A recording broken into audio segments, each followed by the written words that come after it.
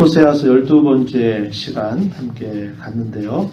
하나님께서 자기 백성들을 낮은 자리, 고난과 징계의 가운데 두실 때 하나님이 기대하시는 것은 그들로 하여금 하나님 앞에 자신들의 처절하고 또 부족한 모습들을 돌아보면서 하나님을 찾는 일에 있음을 가르쳐 주지만 이스라엘 백성들의 태도와 모습은 한결같이 못하고 쉬 없어지는 이슬 같고 아침의 구름과 같이 그들의 하나님을 향한 그들의 마음, 그것이 오래가지 못하는 그런 모습을 보여주었다 하는 내용들을 우리가 6장 1절부터 6절 말씀의 내용에서 함께 살펴보았습니다. 변덕스러운 마음입니다. 필요할 때 하나님을 찾다가 이제 그런 상황이 조금 벗어나면 하나님을 또 잊어버리는 그런 변덕스러운 이스라엘 백성들의 모습을 하나님께서 책망하시는 내용들, 이것을 우리가 살펴보았습니다. 오늘 우리가 이걸 살펴보게 되는 이 호세아서 6장 7절로부터 7장 2절 이 내용에서는 하나님께서 기대하시는 그분의 뜻과 그분의 마음과는 반대로 오히려 이스라엘 백성들이 하나님을 향해서 반역하는 그들의 태도를 여전히 버리지 않고 있는 모습, 그것을 또 보면서 유다 나라 모습 자체도 크게 다르지 않다라고 하는 메시지를 하나님께서 그 백성들에게 던져주고 있습니다. 오늘 내용은 6장 7절부터 11절 내용에서 이스라엘 백성들이 하나님을 향해서 신실하지 못하다 하는 면들을 말씀하고 계시고요. 또 7장 1절, 2절 내용에서는 이스라엘 백성들의 죄가 얼마나 심각한 상태에 있는가 하는 내용들을 하나님께서 말씀하시는 내용이 이어지고 있습니다. 우리가 먼저 살피는 내용은 하나님을 향해서 신실하지 못한 이스라엘 백성들의 모습에 관한 것입니다. 본문 7절 말씀에 가서 보면은 이렇게 말씀했습니다. 그들은 아람처럼 언약을 어기고 거기에서 나를 반역하였다. 이렇게 표현합니다. 이 아담이라고 하는 이 말에 대한 학자들의 여러 견해들이 엇갈리고 있습니다. 세 가지 정도로 엇갈리는데, 하나는 뭐냐면 지명을 뜻하는 말로 이해하는 그런 견해가 하나 있습니다. 여호수아서 3장 16절 말씀에 가서 보면 이스라엘 백성들이 요단 동편에 있다가 이제 모세가 죽고 모세의 뒤를 이어받아 여호수아가 그 뒤를 이어서 이스라엘 백성들로 하여금 가나안 7족을 정벌해가는 그런 과정에서 가장 먼저 한 일이 뭐냐면 요단강을 건너는 일이었죠. 근데 요단강을 건너는 그때가 물이 많은 때입니다. 요단강이 범나 많은 때여서 그 강을 건널 수 없는 상황인데 하나님께서 여호수아를 불러서 제사장들을 앞세우고 그 언약궤를 맨 제사장들이 메고 그 발을 디디는 순간에 그 범람하던 요단강이 벽처럼 일어서서 마른 땅이 되게 하시면서 그 땅을 건너게 하실 때 하나님이 기적을 행하시는 것이 이 아담이라고 하는 지역에서부터 그 물이 흐르지 않도록 하나님 막으신 겁니다. 또 하나는 어떤 견해가 있냐면 말 그대로 우리가 잘 알고 있는 인류의 첫 시조인 아담으로 사람 이름을 뜻하는 말로 이해하는 견해가 하나입니다. 아담이 하나님 앞에 세운 언약을 깨뜨리고서 그 언약을 파기하였던 것처럼 당시 이스라엘 백성들이 역시 하나님을 향해서 하나님과 언약을 깨뜨릴 만큼 반역한 사실을 지적하는 말씀으로 이해하는 경우. 세 번째 또 하나는 뭐냐면 이 아담이라고 하는 말의 의미가 사람이라고 하는 말을 뜻하는 겁니다. 사람. 그래서 사람들이 언약을 어겼다. 이 말은 옛적에 이스라엘 백성들이 모세와 세운 그 모세의 언약을 깨뜨린 것처럼 당시에 이스라엘 백성들이 하나님께 반역했다라는 것을 뜻하는 말로 또 이해하기도 합니다. 개인적으로는 저는 두 번째 경우를 이제 이 말씀을 볼 때 이렇게 생각하는데요. 첫사람 아담이 하나님과 범죄하였던 것처럼 당시 이스라엘 백성들도 역시 하나님을 향해서 반역한 것으로 보는 그런 내용입니다. 그런데 어떤 경우로 보든지 간에 분명한 것은 뭐냐면 하나님을 향해서 그 백성들이 당시에 신실하지 못했다는 겁니다. 또 그것으로 인해서 그들이 분명하게 책망을 받고 있다라고 하는 사실입니다.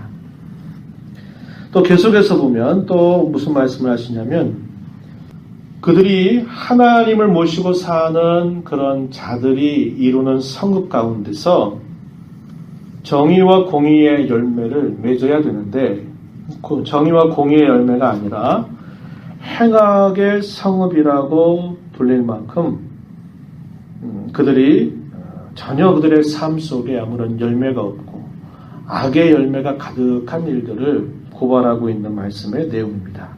8절 말씀해 보세요.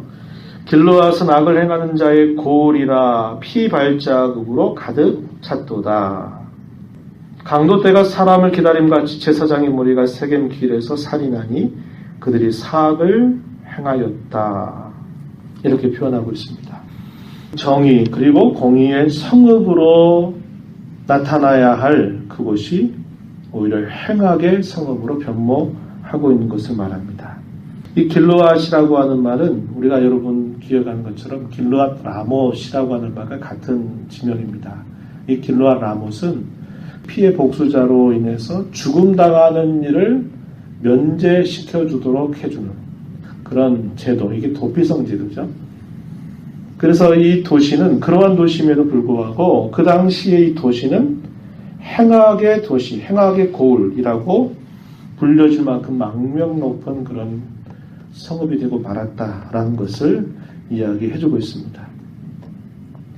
세겜이라고 하는 것도 역사적으로 그들에게 종교적인 하나의 아주 중요한 장소임에도 불구하고 제사장 무리들이 살인을 입사하는 곳이 되었고 사악을 행하는 장소가 되어버렸다. 이렇게 말하고 있는 겁니다. 정의와 공의는 하나님을 모시고 사는 사람들이 맺어야 할 마땅한 열매라고 성경은 가르쳐 주고 있습니다. 우리가 이제 3월 들면 이사야서 말씀을 읽어가게 될 텐데요.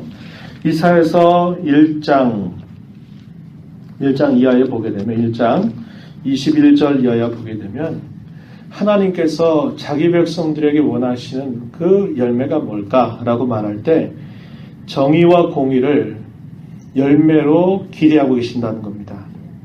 또 이사야서 5장 7절을 보게 되면 이스라엘을 포도원에 비유하면서 하나님께서 극상품 포도나무를 심고 아주 공을 들여서 그 포도나무를 길렀는데 아주 값비싼 맛있는 포도 열매를 내는 게 아니라 어디서든지 볼 수 있는 들포도, 맛이 없는 들포도 열매를 맺힌 것을 보면서 책망하시는 말씀을 이사야서 5장 1절부터 7절 말씀에 보면 전달을 하고 있는데요.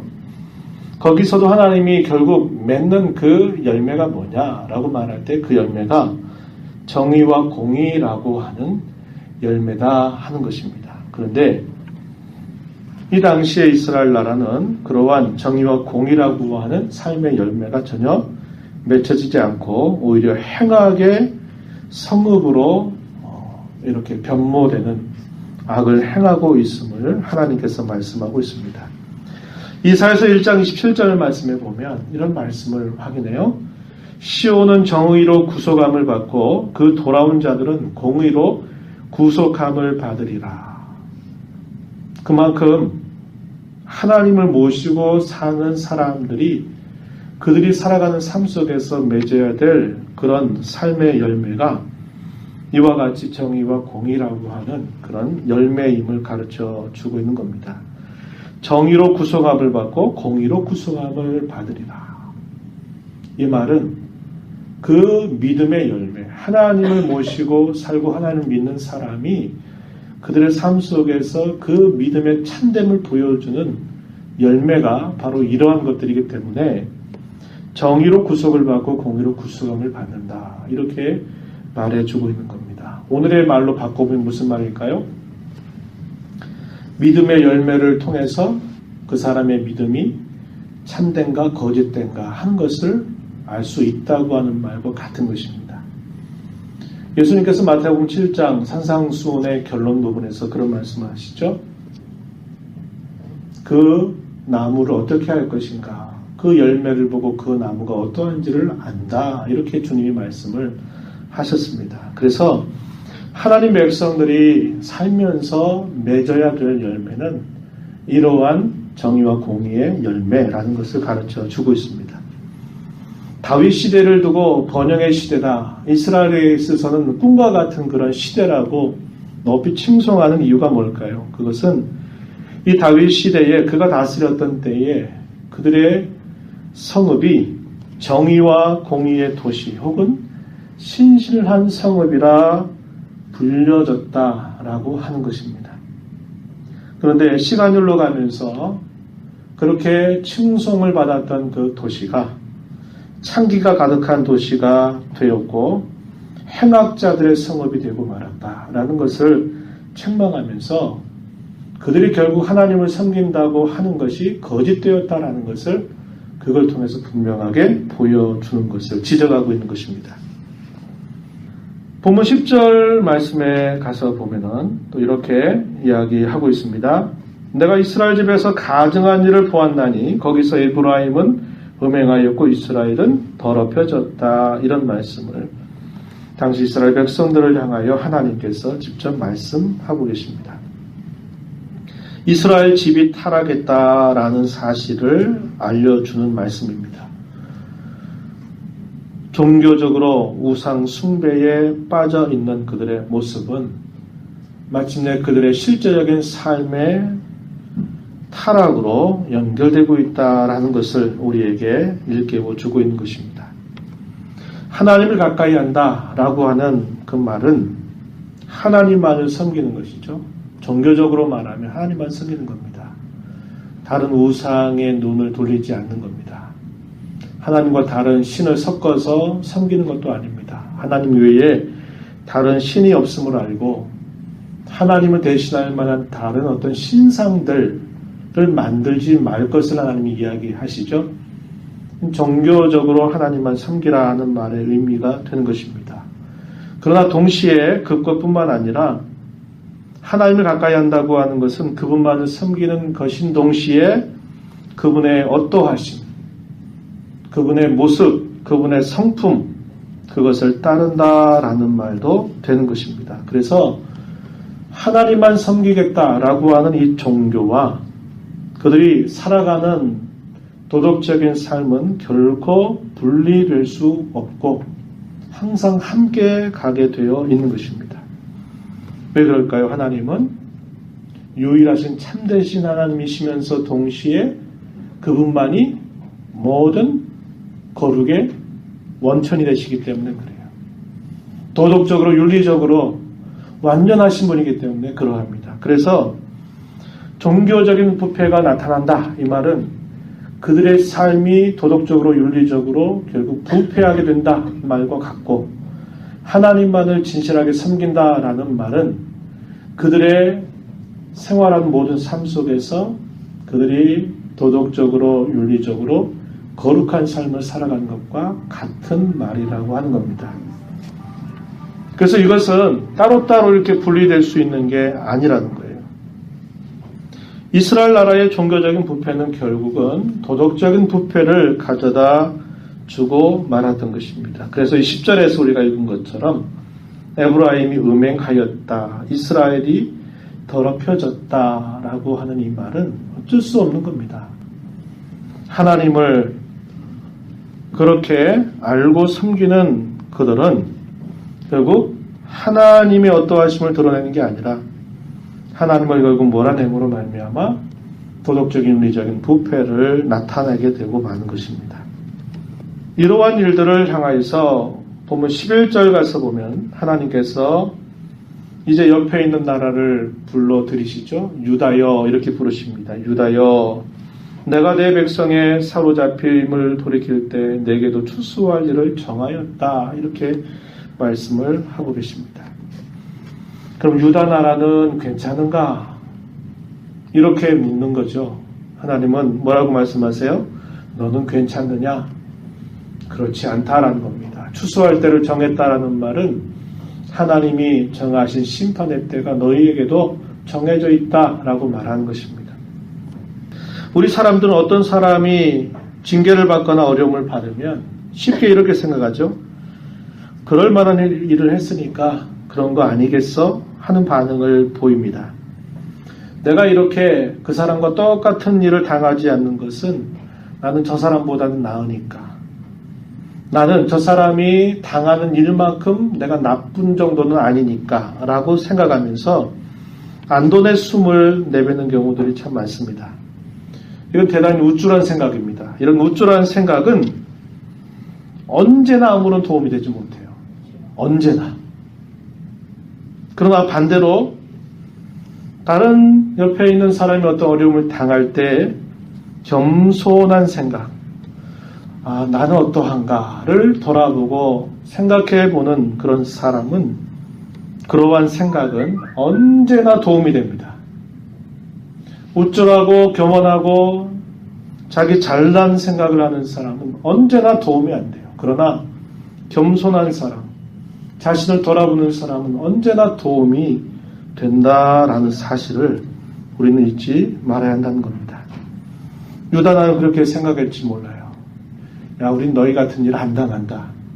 우리는 괜찮다. 이렇게 생각하는 거죠. 그런 하나님은 그러한 유다를 향해서 너희 우쭐한 생각하지 마라. 너희도 별반 다르지 않다. 이렇게 하나님께서 그들을 향해서 하시는 말씀, 그것이 11절의 내용이 되고 있다는 겁니다.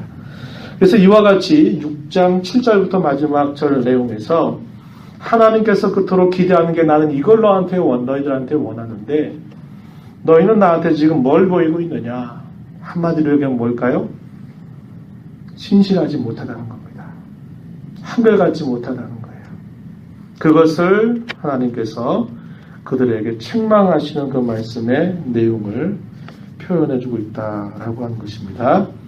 7장 1절과 2절 가서는 이제 좀 소개되고 있는 내용이 뭐냐면 당시에 이스라엘 백성들을 향하여서 하나님이 이 백성들을 뭔가 회복시키려고 그들의 모습을 돌아보니까 이 회복될 수 있는 상황의 정도가 대단히 심각하다라는 사실을 이야기해주고 있습니다. 1절 보세요. 내가 이스라엘을 치료하라 할 때에 에브라임의 죄와 사마리아의 악이 드러나도다 이렇게 말씀하십니다.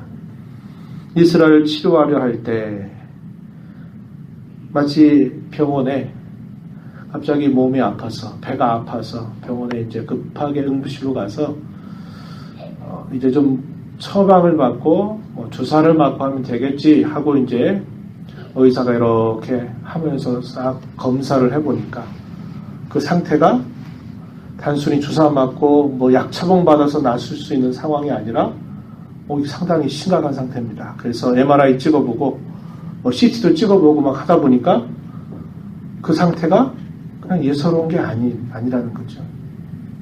대단히 심각한 상태에 처해 있다라는 것을 말해주는 것입니다. 그 말씀을 하는 거예요. 치료하라 할 때에 치료하려고 봤더니 이들의 죄악이 단순한 상태가 아니라 굉장히 심각한 상태에 놓여 있다라는 말씀을 하고 계시는 겁니다. 그런 내용들이 이렇게 표현되고 있는 말씀이에요. 에브라임의 죄, 사마리아의 악, 그게 다르지 않은 말입니다. 에브라임이라고 하는 말은 본래는 이스라엘 지파, 10개의 지파로 이루어진 이 지파 중에 한 지파에 해당이 되지만 에브라임이라고 말할 때는 이스라엘 전체를 이렇게 포함하는 말로 이해하는 겁니다. 이 사마리아라고 하는 것도 당시 북쪽 이스라엘 나라의 수도입니다. 그래서 이 사마리아라고 말할 때도 역시 북쪽 이스라엘을 지칭하고 있는 표현이에요. 그래서 이런 같은 의미를 두 번 반복한다는 것은 강조하는 것이죠. 에브라임의 죄와 사마리아의 악에 대하여 하나님께서 말씀하시죠. 드러난다는 겁니다. 치료하려고 들춰봤더니 그들의 악행들이, 그들의 죄악들이 더 분명하게 드러난다. 이렇게 표현하고 있는 말씀이에요. 그들은 거짓을 행하며 안으로 들어가 도둑질하고 밖으로 떼지어 노략질한다. 이런 말씀을 하고 계신 겁니다. 하나님께서 반응하시는 게 뭐냐면, 야, 너희 이렇게 심각할 줄은 몰랐다 이 말입니다. 정말 충격적이다. 이런 말씀을 하시는 것과 같은 거예요. 그런데 이렇게 말씀하시는 것은 하나님이 그들의 죄악상에 대해서 이 정도일 줄은 몰랐다. 그걸 뜻하는 말이 아니라 너희의 상태가 이만큼 심각한 상태에 처해 있다라는 것을 깨우쳐 주시려고 하는 뜻입니다. 하나님께서 마치 어떤 의사가 그냥 겉으로 볼 때는 대수롭지 않았는데 이렇게 열어보고 검사를 해보니까 심각한 불치병에 걸렸다. 회복 불가능한 상태에 걸렸다. 한 것과 같은 그런 의미를 쓰지만 하나님이 그 백성들의 죄악을 모르실 리 없잖아요. 왜 이렇게 표현하십니까? 야, 너희의 상태가 충격적인 상태인 줄 좀 깨달아라 하는 말씀을 이렇게 전달하고 있는 것입니다. 여기 말씀에서 거짓을 행하고 도둑질하고 떼지어 노략질한다 라는 이 표현은 그들이 하나님을 향해서 어떠한 고백을 하고 있든지 하나님을 향해 그들이 어떠한 행위를 하고 있든지 예를 들면 그들이 값비싼 재물을 가지고 와서 더 정성스럽게 재물을 가지고 하나님 앞에 드리든지 절기 때가 되면 많은 것들을 가져와서 하나님 앞에 눈 가리듯 많은 것을 행한다든지 그들이 거짓을 행한다, 도둑질을 한다, 떼지어서 다른 사람을 노략질한다 라고 하는 이것은 그들이 아무리 어떤 말을 하고 어떤 행위를 통해서 하나님을 존중히 여기는 것처럼 말하고 보여주는 것처럼 보여도 실제적으로는 하나님이 안 계시다 라는 것을 보여주는 행위와 똑같은 것입니다. 그래서 여기서 표현되고 있는 이 죄악이 수많은 죄 가운데 하나를 그저 지칭하는 그런 표현이라기보다는 이 하나의 범죄 행위를 통하여서 그들이 아무리 입술로 어떤 고백을 하나님 앞에 드린다고 하더라도 그들이 하나님 앞에 어떤 정도의 정성을 가지고 제사를 드린다 하더라도 그들은 정작 하나님을 계시지 않는 것처럼 여기고 있다라는 것을 이렇게 들추어내는 그런 말씀이 되는 것입니다. 또한 2절 가서 보면은 이렇게 말씀하죠. 내가 모든 악을 기억하였음을 그들이 마음에 생각하지 아니하거니와 이제 그들의 행위가 그들을 애워싸고 내 얼굴 앞에 있다. 이렇게 표현했습니다. 하나님께서 그들의 과거의 범죄를 기억하시고 계시다라는 것을 그들의 마음에 별로 생각지도 않는다. 이렇게 지금 말씀하고 계시고요. 그로 인해서 그들이 처해져 있는 상황은 그들의 죄악된 행위가 그들을 애워싸고 있다. 이렇게 말합니다. 죄가 사방을 애워싸고 있다는 거예요. 그들의 모습을, 그들을 애워싸고 있고 그들의 모든 죄악된 행위가 하나님의 얼굴 앞에 있을 정도다. 이렇게 말씀하실 만큼 당시 이스라엘 백성들의 범죄 행위가 하나님 앞에 대단히 심각한 상태에 놓여 있다라는 것을 이렇게 표현해주고 있다는 것입니다. 그렇기 때문에 그러한 범죄에 대하여서 하나님께서 그 백성들의 잘못을 책망하시면서 그들로 하여금 하나님 앞에 진정으로 돌아와야 될 것을 여전히 이 말씀을 통해서 하고 계심을 우리는 살펴본 것입니다. 오늘 우리가 이 말씀을 살펴보면서 지금 우리 각자에게 성령께서 주시는 음성이 무엇인가를 잘 생각해 보아야 합니다. 우리 속담에 이런 말이 있죠. 호미로 막을 것을 뭐로 막는다? 가래로 막는다. 그런 말이 있죠. 이게 무슨 말입니까?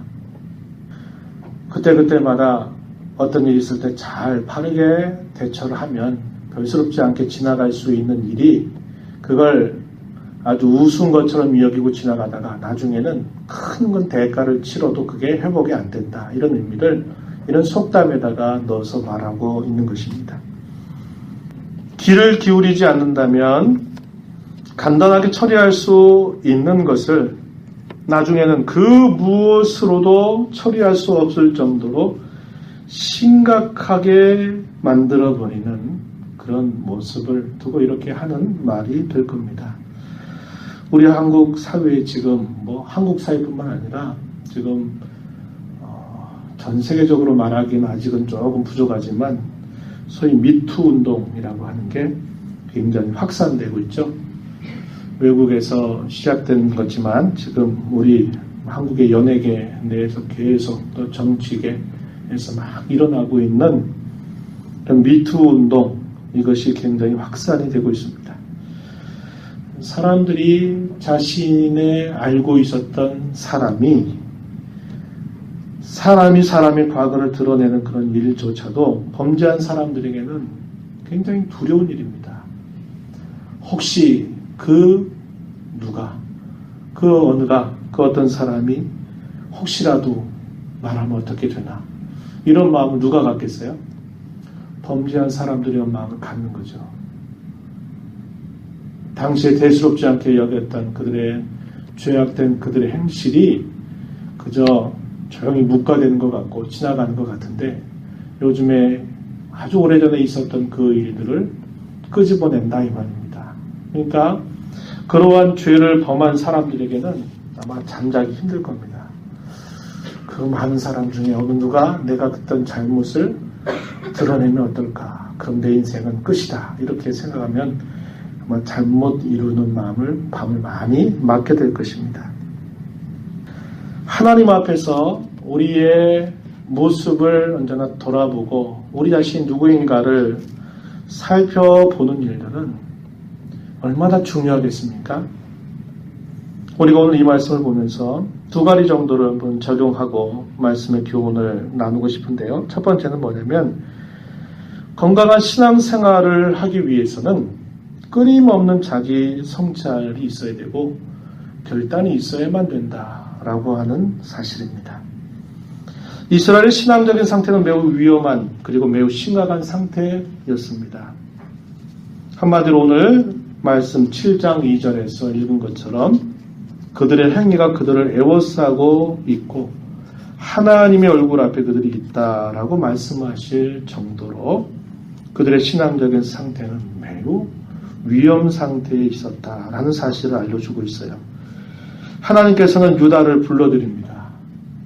유다여, 너희는 어떠하냐? 이렇게 질문을 하십니다. 6장 11절에서 읽은 것처럼 너는 어떠냐? 너는 괜찮냐? 라고 말씀하면서 너 또한 크게 다르지 않다라고 하시는 말씀을 들려주고 계신 것입니다. 이 백성들의 큰 잘못이 지적되고 있는 것은 무엇입니까? 속임수, 도둑질, 그리고 빼앗는 것이죠. 이 속임수와 거짓과 이런 강도질, 이런 것들이야말로 예나 지금이나 가장 큰 위험이 됩니다. 이 사실을 우리는 꼭 기억해야 됩니다. 하나님이 가장 싫어하시는 게 뭘까요? 속이는 것. 잠언서를 우리가 함께 여전히 읽었지만 이 잠언서에서 많이 강조되는 게 뭐냐면, 아까도 이야기했죠. 정의와 공의라고 하는 것은 뭘까요? 진실한 겁니다. 속이지 않는 겁니다. 하나님의 말씀에 따라 진실한 것. 그렇게 하다 보면 그것이 그런 선한 열매를 맺게 된다는 것을 말하고, 속이는 저울이나 속이는 되를 하나님께서 미워하신다, 싫어하신다, 그런 말씀을 하시죠. 오늘 우리가 읽은 이 말씀 속에서도 이스라엘 백성들의 그 범죄 행위에 대해서 거짓을 행한다라는 말씀을 우리가 확인한 것입니다. 거짓을 행한다라는 말이 꼭 거짓말한다, 그것만 말하는 게 아니라 뭘 말할까요? 속이는 거예요. 속이는 거. 자기의 마음을 속이는 거죠. 자기의 겉의 모습과 속마음이 같아야 되는데 같지 않고 속이는 것을 말하는 것입니다. 왜 신앙인에게 가장 큰 위험이 될 수 있을까라고 하는 것은, 하나님은 절대로 그런 거짓을 기뻐하지 않고 미워하시는 분이기 때문이기도 하고, 속이는 이 일들은 결국 자기도 스스로 속게 되고 또 다른 사람도 속이게 되는 일 때문에 결국 파멸에 이르게 하기 때문에 그러하다라고 하는 것입니다. 오늘날 우리가 살고 있는 이 시대 속에서 가장 중요한 덕목은 그런 부분일 겁니다. 진실한 것입니다. 그것은 우리 신앙의 세계에 있어서도 역시 마찬가지예요. 하나님을 향한 우리의 고백, 또 우리의 마음가짐과 우리의 자세가 꾸밈이 없어야 되고 거짓이 없어야 된다는 겁니다. 그것은 하나님과의 관계에서뿐만 아니라 모든 사람을 대하는 우리의 태도에 있어서도 역시 마찬가지입니다. 하나님께만 내가 진실을 말하고 정직하다라고 말할 수 없는 겁니다. 사람과 사람과의 관계에 있어서도 역시 마찬가지예요. 예수님께서 그런 말씀을 하시죠. 너희는 무엇을 하든지 간에 예하면 예하고 아니면 아니라고 해라. 그런 말씀을 하세요. 거기에 많은 흙과 백의 회색지대와 같은 수많은 그런 상황들을 늘어놓지 말고 우리의 말은 기면 기고 아니면 아니라고 하라는 겁니다. 잘못한 것에 관해서는 언제든지 잘못했다고 말할 수 있으면 돼요. 거기에 다른 어떤 것들을 굳이 막 변명거리로 누려놓을 필요가 없는 것입니다. 하나님이 기뻐하시는 것은 바로 그것이라는 거죠. 늘 우리가 살펴보지만은 다윗이라든지 욥이라고 하는 인물이든지 그런 분들을 평가할 때 늘 하나님께서 그들을 보시는 게 뭐냐면 그 마음의 중심이 다르지 않다는 것입니다. 저와 여러분도 진실 그리고 정직 이것을 우리 신앙의 생명으로 여기며 살아야 합니다. 그래야만 우리의 잘못된 부분들이 고쳐질 수가 있고 새로울 수 있는 것이지 이걸 끊임없이 가리고 숨기고 하는 그런 태도를 갖는다면 하나님과의 우리의 관계는 늘 요원한 관계, 멀리 떨어져 있는 관계가 되고 사람과 사람 사이에도 역시 먼 그런 관계로 늘 남아있을 수밖에 없다는 겁니다. 누군가 그런 말을 하더군요. 가장 위기의 때 가장 힘을 발휘하는 게 뭐냐? 진실이라고 하는 겁니다. 참 맞는 말인 것 같아요. 그래서 당시 이스라엘 백성들이 그렇게 하나님을 향해서 그들의 마음을 속이는 그런 일들이 얼마나 그들을 큰 위경 가운데 몰아넣는가를 우리는 살펴보면서 자신을 언제나 성찰하는 자세 그리고 하나님 앞에 내가 늘 그리고 모든 사람 앞에 진실하겠다고 하는 그런 신앙의 결단과 노력이 우리에게 대단히 중요하다 하는 것을 우리는 생각해 보게 됩니다. 또 한 가지는 성경이 이렇게 말하죠. 어떤 경우에는 하나님께서 이렇게 말씀하세요. 동이 서에서 먼 것처럼 우리의 모든 죄를 등 뒤로 던져버리셨다. 이런 말씀을 하셔요. 그런데 오늘 본문에서 읽었던 것처럼 7장 2절에서 뭐라고 말씀합니까? 어떤 경우에는 하나님께서 모든 악을 내가 기억하고 있다라고도 말씀을 하고 계신 것입니다. 하나님 마음이 두 마음일까요? 그걸 말하는 게 아니죠. 어떤 사람에게는 동에서 서가 먼 것처럼 동이 서에서 먼 것처럼 너희의 모든 죄를 내가 다 등 위로 던져버렸다. 기억하지 않는다 이 말이죠. 그런데 오늘 본문에서 뭐라고 말해요? 7장 2절에서 우리가 읽었던 것처럼 뭐라고 말씀합니까? 내가 모든 악을 기억하였음을 그들의 마음에 생각하지 않는다라고 말해요. 이 말은 하나님이 그들의 모든 잘못들을 내가 다 간직하고 있다, 기억하고 있다 이렇게 하나님 말씀하고 계신 것입니다. 뭐가 문제일까요? 죄 문제를 올바로 처리하는 일입니다. 이게 중요하다는 거예요. 하나님을 향한 진심 어린 죄의 고백과 회개 그리고 사람과 사람 사이에 진심으로 잘못을 구하고 하나님께 받은 사랑을 생각하면서 열린 마음으로 용서하는 그런 자세는 하나님께서 말씀하신 것처럼 동이 서에서 먼 것처럼 너희 모든 죄가를 내가 던져버렸다 이런 말씀을 받게 될 것이지만 죄의 문제를 바르게 처리하지 않고 그저 우리가 앞에서 읽었던 것처럼 쉽게 생각하는 거죠. 쉽게 하나님께 돌아갈 수 있다고 생각해요. 우리가 여호와께 돌아가자. 우리를 찢으셨지만 우리를 다시 낫게 하실 거다. 3일을 우리 다시 일으켜 살아나게 하실 것이다. 이렇게 말하면서 말은 그렇게 하면서 그들의 인애는 사라지는 이슬처럼 아침 구름처럼 덜번해버린 그런 태도를 갖고 쉽게 하나님을 생각하는 자, 자기의 죄악에 대하여 별스럽지 않게 생각하면서 하나님 앞에 이렇게만 하면 하나님 언제든지 용서해 주신다라고 그렇게 얄팍하게 생각하는 사람들은 하나님께서 어떻게 하신다는 겁니까? 내가 너희들의 죄악을 내가 기억하고 있다 이렇게 말씀하시는 거예요. 내가 덮으려고 하면 혹은 감추려고 하면 하나님은 드러내십니다. 그러나 반대로 내가 열고자 하면 혹은 내가 드러내려고 한다면 하나님은 감추어 주시는 분이세요.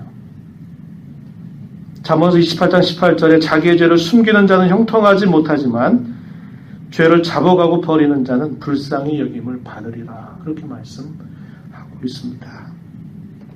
우리가 계속 그 말씀 몇 차례도 나누지만 하나님께 돌아가는 길은 어떻게 보면 가장 쉽고 어떻게 보면 가장 어렵다. 이렇게 말했습니다.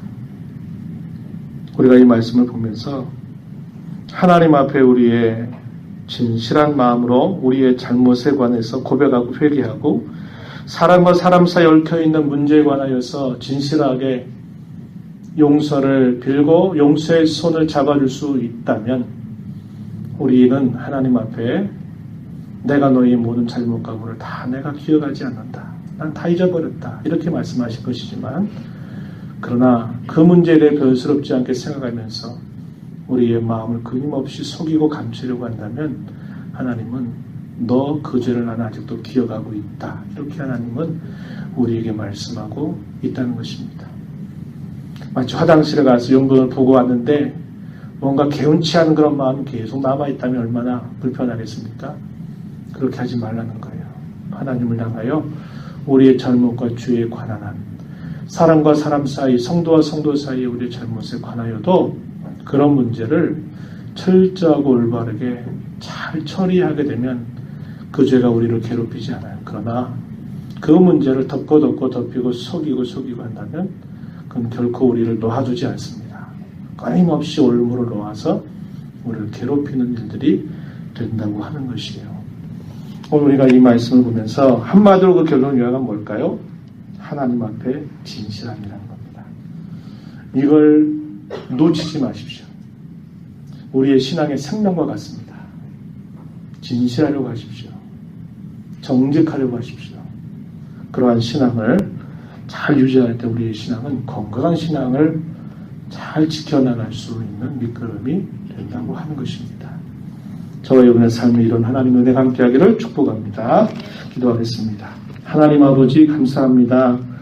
저희들을 사랑하셔서 오늘도 주님 앞에 불러주셔서 오늘도 주시는 말씀을 예적 이스라엘 백성들을 향한 하나님의 책망으로 받는 것 아니라 성령께서 오늘 우리 각자에게 들려주시는 음성으로 말씀을 듣기를 원합니다. 하나님 아버지 우리의 마음을 언제나 주 앞에 깨끗게 하여 주시옵소서. 정직하고 진실함을 놓치지 않게 하시고 우리의 순전함을 버리지 아니하도록 늘 우리의 심령을 굳게 붙드시고 지켜주시기를 원하고 바라옵나이다.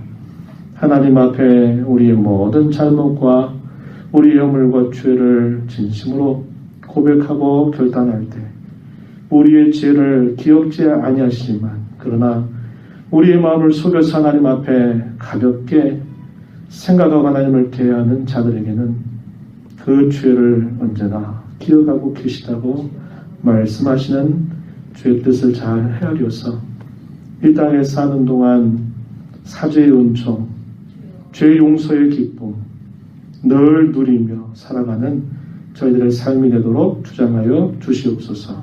귀하신 예수님 이름으로 기도하옵나이다. 아멘.